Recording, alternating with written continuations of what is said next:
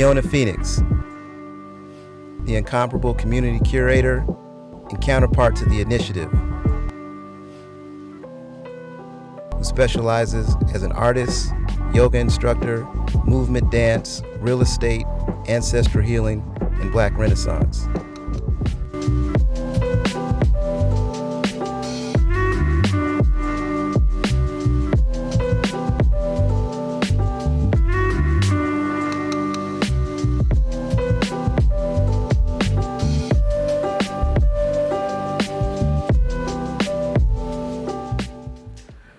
Fiona, being that you are an integral part of this creation we call The People That I Know, I feel like it's necessary for our audience to be taken back to the inception of everything.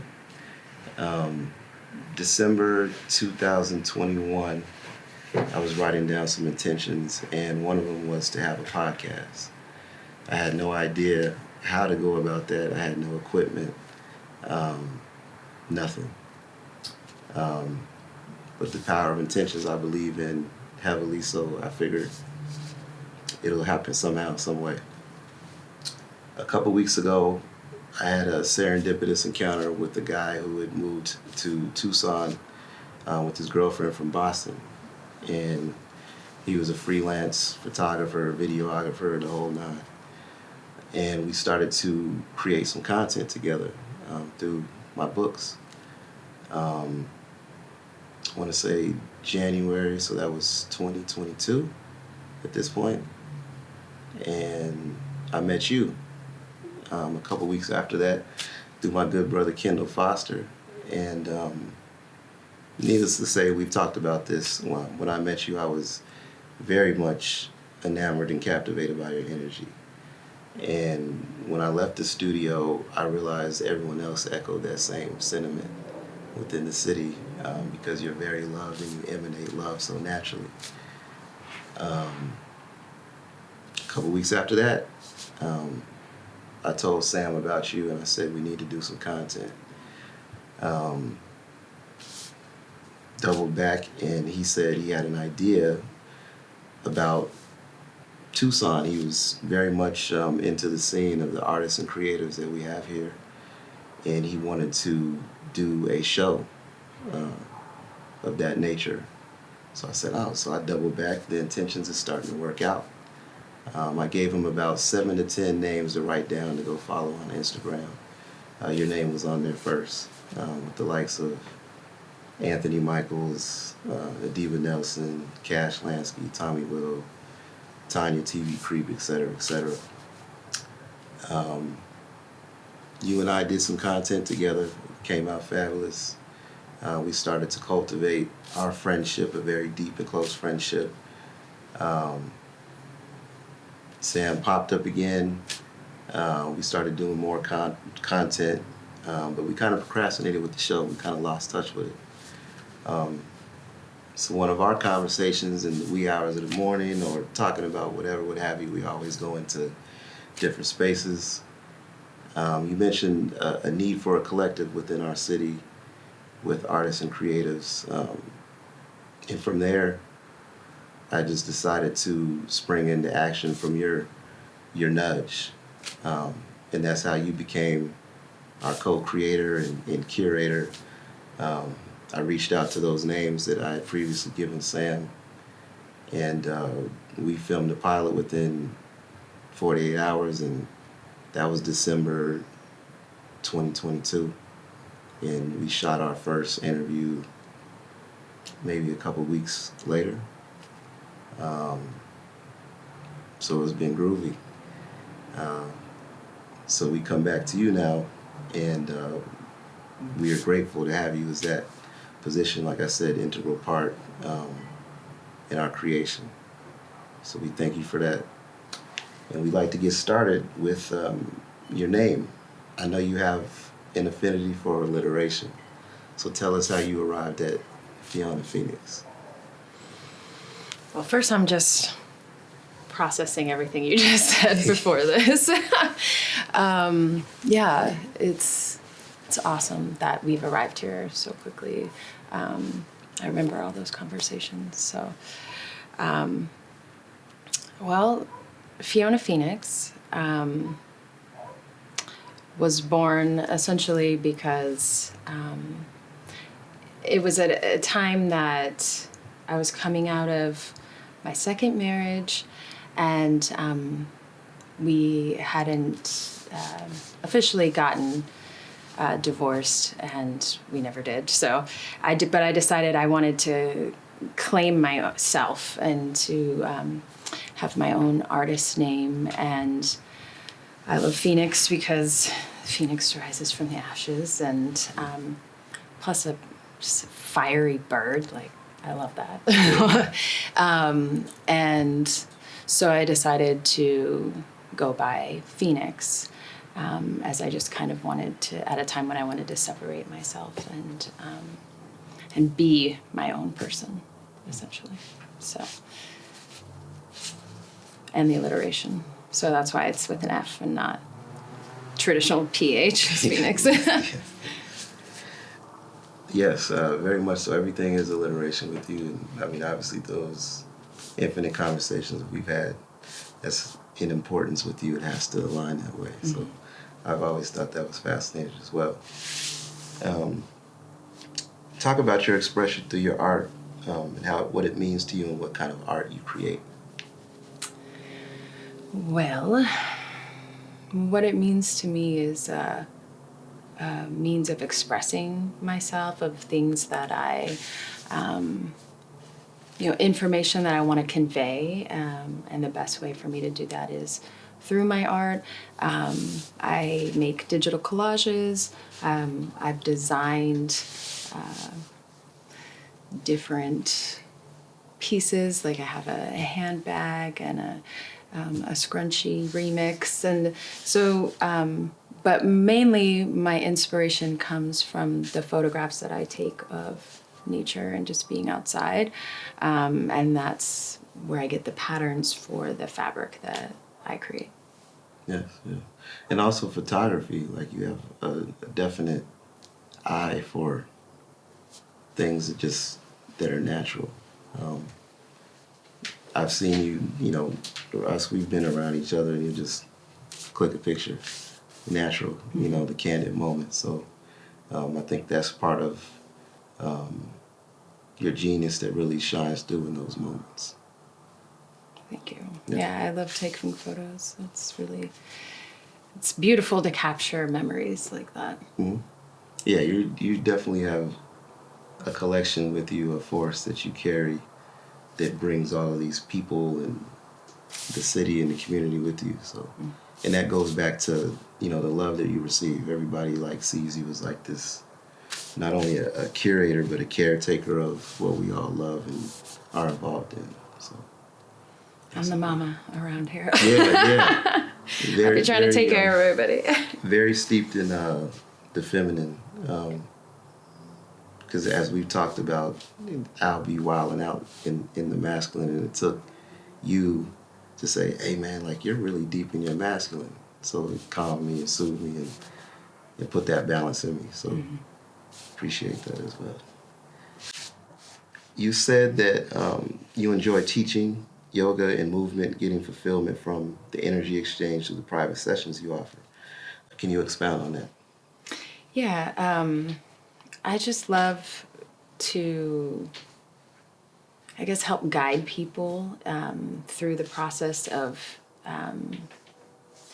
becoming embodied and just feeling good in their bodies. And that's really important to me. And the pleasure portion of that, of just experiencing the breath and movement, I just enjoy bringing that to people's awareness and saying, hey, you can move any way you want, try this or try that. And so it's, for me, what I enjoy most about the sessions is it's much less structure, and it's focused on giving people the space and the opportunity to see what wants to come out of them, and what movement wants to come from their own spirit, Mm-hmm. And that's something I also see that you easily partake in, just your being of living, whether it's online, with your movement medicine, how you just be in the middle of the sidewalk or the street or around amongst friends and dancing and moving. It's always kinetic with you. Flow is important to you. How things just flow and manifest freely. Yeah, so those things are very influential with you, and I see how you interact with other people. Talk about your experience with real estate. Well, I guess that started when I was 19. I started the real estate license classes, and I was going after work, and I worked at a property management company, and then I found out I was pregnant, and I was just so tired, and The real I estate. couldn't. Yeah, real life happened, and I decided, well, I can't focus on this right now. So I stopped taking the classes. And then actually right before the pandemic, it just came back around that I had been thinking about it for a while, and I wanted to, go ahead and get my license. And so I took the classes at Hogan, and right before the pandemic, and then pandemic hit, and I didn't take my test for like 6 months. And when I took my test, passed it, got my license, and I already had my first client. And that was a really great experience to have my first listing. After post-pandemic, and then I've had another client since then, and they keep kind of coming in, and I'm doing it really more organically because I'm not gonna buy into this hustle capitalist culture anymore. I'm just gonna do everything with ease and flow, and that's my intention. So, but I do love real estate. For me, it's not just about helping people find a home, because that's important. I think it's a beautiful thing. But I also really geek out on the history of real estate and the redlining and things of that nature, that the way that housing has shaped our culture and our communities. And so that's the main reason that I love real estate. And so for me, it's less about just finding clients and more about finding people who are aligned with what my visions are. Because my intention with selling real estate, because I really have a hard time with people owning property, because it's just land and we're all here inhabitants of the earth.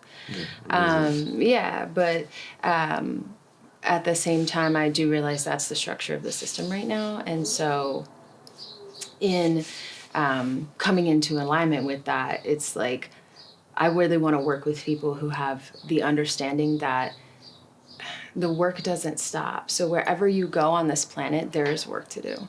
And so if someone's going to come here and buy a property here and buy a home here and invest in this community, they have to realize what the work is. I mean, we have water work to do. We have environmental work to do. I mean, there's all kinds of planetary problems that we're going to have to deal with. So wherever you go, there you are. So it doesn't really matter where you move, because I just listened to a report the other day about, climate change and how that's affecting all of our communities, and what's that going to look like in 20 years. My mindset is definitely future oriented. I'm raising the next generation already. Like, I'm not waiting for them to arrive. They are here, and I'm looking at them on a daily basis. So real estate, it's important, and owning property in a community really allows people to invest into the community and to become, active participants in what's going on. And you have that the ability to create generational wealth.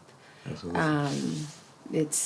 It's an important thing. So I want to see more people digging into it for that reason, but understanding that there is still work to do. So you might buy this beautiful, 3-bedroom home with a pool and all of this, and like okay, now you're real comfortable, but don't forget, we still have houseless folks, we still have, polluted rivers and things, so we still have work to do. Yeah, and I think, what we all, as a human race, get it twisted as far as we believe like we are the stewards of the planet when really the planet is a steward of us. The planet thrives without us. And we've pretty much, not to be cynical, but or pessimistic, we've served more so as a plague, So we got to take care of, our mother, of nature, and that's what souls are like yourself are really here to do that type of purposeful work and to disseminate the word and influence others to do the same. And I think it's important, like when we touched on with real estate, with the redlining and also gentrification, like those things are part of, cultural realities that other people are unaware of. And with that being said, that segues into my next question I wanted to ask. What does ancestral healing mean to you? Well, I feel as though where you are also plays a huge part in that process. So for me, what that has meant has been to, become aware of my positionality, reclaim my heritage, my cultural roots, my ethnicity, and understand and bring awareness to my own ancestors and what part that they may have played in colonization or, robbing the planet of resources, all of these things, and coming into an alignment and understanding of where they were at and giving grace to that position, their positionality at the time, and offering space for healing wounds that those ancestors may have had and have taken with them, but have also given to us through, generational trauma that we've experienced. And so when we heal ourselves, we're healing our ancestral line as well. So for me, it's bringing awareness to those patterns that have played out on the planet, and so that we can bring healing to the people who have gone before us and the people who are going to go after us. Right. Because one day we'll be the ancestors. Exactly. So to kind of switch nature or tone or pace, or whatever you want to call it, I'm going to take us back to when I met you again. And when Kendall and I left the studio, he said, yo, she's a witch. And I was like, say, man, what the fuck? Where the fuck you take me? Like, this person, like, I'm like, damn. So I started tripping. I'm like, no wonder I was feeling like a certain way. And damn, I was like, well, I didn't drink nothing in there. I didn't put nothing on my skin. Like, what the fuck is going on? But, and obviously, as we've gotten to know each other, you've really broken down and explained everything. Because as a society, especially men, we have this connotation like the Wicked Witch of the West from the Wizard of Oz and shit, like, some older woman, with teeth missing and shit and just evil, trying to fuck somebody up with a spell. But with that being said, what is your concept of witch, and what does it mean in helping women call back their power to them? Well, I really like the moniker, and I'm going to kick myself because I can't remember what this amazing witch's name is right now, but she made this song called Witch, and I loved the way that she explained it. And woman in total control of herself. And that to me really encompassed what I see as these practices, because yes, there's the ancestral practices, voodoo, hoodoo, Wicca, all those play a part into what we can pull from and create rituals for ourselves. But at the end of the day, what it's really about is to learn how to take control of ourselves, our emotions, our person, our ability to create connection and psychic portals, and just becoming aware of our power as women, because society, and it's been for generations, the reason you have that connotation of what a witch is because that spell has been perpetuated over time, when in fact the whole witch hunts and everything, it was basically they were murdering women who were powerful, who were unmarried, or who lived out on the edges of town, women who were too psychic potentially for their own good, herbalists, midwives. So they were literally murdering women who were also caretakers and healers. And so we have this like giant gap in our history of women being subjugated and afraid to own their power and to be in their bodies, and to own their sexuality, their sensuality, their ability to create life, all of these things that are so important. Our blood, our menstrual cycle, like we are not told how powerful we are. And so for me, witchcraft has been a way to dive into coming to an understanding and awareness of the power that I do wield just by being a woman, just by being in this body, and paying homage and honor to that reality, and giving space for myself to create new patterns and new rituals that are outside of the patriarchal mindset, because every religion is every major religion is has a male god and is male-minded, and so witchcraft for me is a more woman-centered, more balanced energy and spirituality. Yeah, and a lot of the ills of patriarchy are still perpetuated today. Exactly. Women being slain in certain countries, and here, I mean, it's not so different here. And also, like you said, like the spells that were cast, like more so by the men, from religiosity to other things. A lot of people are unaware of, like when you say spelling, it's casting a spell through words. So whomever the artist is that you're speaking of, I think that it's interesting. It's pretty cool that they took an acronym, in the spelling, women in total control of herself, which, so it's like reversing the spell. Exactly. And I just remembered her name, Devin Cole, I believe. Shouts out. Yeah, amazing. I love that song, and it's a vibe. Yeah.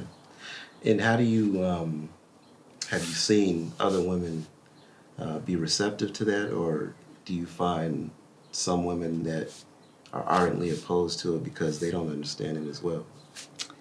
Actually, no. I found most women are receptive to it because I think they can see something like, oh yeah, Right. I like that, and even women who are,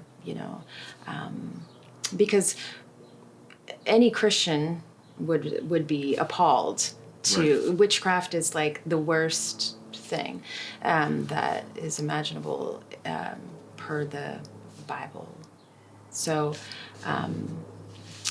it can potentially be off-putting, I suppose, but I have not had that experience. I've actually had women be very receptive to it, and curious, and because there is a huge growing population of of women who are trying to call their power back to them and want to learn and grow in community together. And that's why Witch Talk on TikTok is so trending, because we're all looking for connection. Yeah, yeah. And even with the base as far as religion, like with our people in Africa, like Haiti and places across the world where we heavily populate, those lands, those things like voodoo, those were our spirituality. Exactly. The negative connotation was placed upon it by others, and, colonized and taken away from our root of what we really were. So that's another huge misunderstanding that really goes on within society and the world in general. Exactly. So it's just information. I think this age is, obviously they've coined it as the age of information, and it's our duty to really study, not just look up something on Google, but to really research it and learn about it and read books and talk to people who are knowledgeable, because those type of things need to be prevalent, for a better understanding. Yeah. So we can respect our women and align with them in the way that nature has allowed us to be, or how it's supposed to be. Yeah. So again, that's something that you're serving as a vanguard of, especially in our community. And it's part of your allure. It's part of why men and women, everything. We adore you because you're just yourself, and I think that's part of the calling your power back to you. It's like, hey, I don't need to wear makeup every day. I don't need to do this or that, or I can do that, and it's whatever. So I've observed that with you, that a lot of people are, at first they're a little like, whoa, it's intimidating because she's so free within her freedom, but then it's like, well, I want to be a part of that too, because it's calling the power back to you. Yeah, exactly. So freedom is good, and when you see someone sees it, they want some of that too. Yeah. And I'm here to offer. I'm like, yeah, let's all be free. Let's all go play. This is gonna be fun. Play for sure. You gotta have that. All work and no play. And I think it's also important that you touched on, in our hustle and grind culture, which I fall victim to as well, that we need not to be so inundated by that, and to take time to breathe and have medicine within our movement to heal and just to live as natural inhabitants, on this planet. So that's very important. I'm glad that you always offer that to everyone that you come across. Yeah. And speaking of offering, I think you have one of the most wonderful platforms or pages on Instagram in the world, because you naturally show who you are. It's part of just who you are. There's no pretending. And a lot of people gravitate towards that as well. Talk about your relationship with that and how you're able to give of yourself, share, but also maintain that, that's a machine, not to get caught up in becoming a cog like everything else. Yeah, that's the important part for me is whenever I create content, it's pieces of me that I've decided to put out into the world. And it is just me, like I'm in my fuzzy bathrobe half the time. Like if this is at my house, I'm in the bathrobe, because it's kind of chilly and I like my cozy bathrobe. But shout out to Stephanie for that one, because I remember I saw her perform once in her bathrobe and I was like, yes, this is what I'm here for. Yeah. And yours looks like you can walk through a blizzard to get the mail or rescue somebody. Yeah, it's very cozy. Yeah, it's very warm. I might need to borrow that sometime to get that. that buzz on. Yes, this is a pretty much Walmart bathrobe, so anybody can have it. It'll be the most clutch ones. Yes, and that's the thing is to just. I mean, we're only here once in the bodies that we're in. Like, why not just experience it fully and just be ourselves? You know, and I think that's what I want to offer people in the content that I share, is to just say, hey, you're cool. Like, be yourself. And even if that's weird dancing on the street corner, even if that's, you know, crying in your bedroom, if that's walking your dog, whatever it is, you know, we're all just here learning and growing and being human together. Yeah. And that's so exciting. There's so many amazing opportunities to be human. It's crazy. Yeah. So that's what I love to share. And I love to talk about being outside and being in nature, because what else is there? This earth is all we've got. This is our home. And so the more that we are able to be outside, observing it, soaking up the sun, the vitamin D, the better that we are going to feel. Yeah. You know? Yeah. So, you know, I was diagnosed with PTSD and major depression.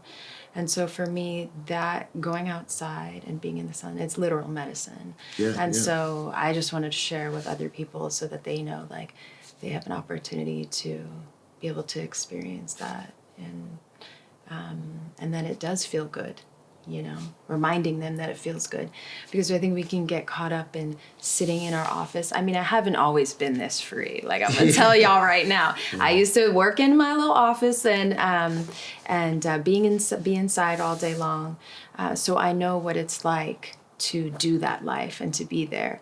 And so I think I use my platform as an opportunity to remind people of play, of the planet, and of the possibilities that exist. You know, a little magic ain't never hurt nobody. Yeah. And I think part of your magic is the secret that you carry, and that you bask in your own repertoire of uniqueness.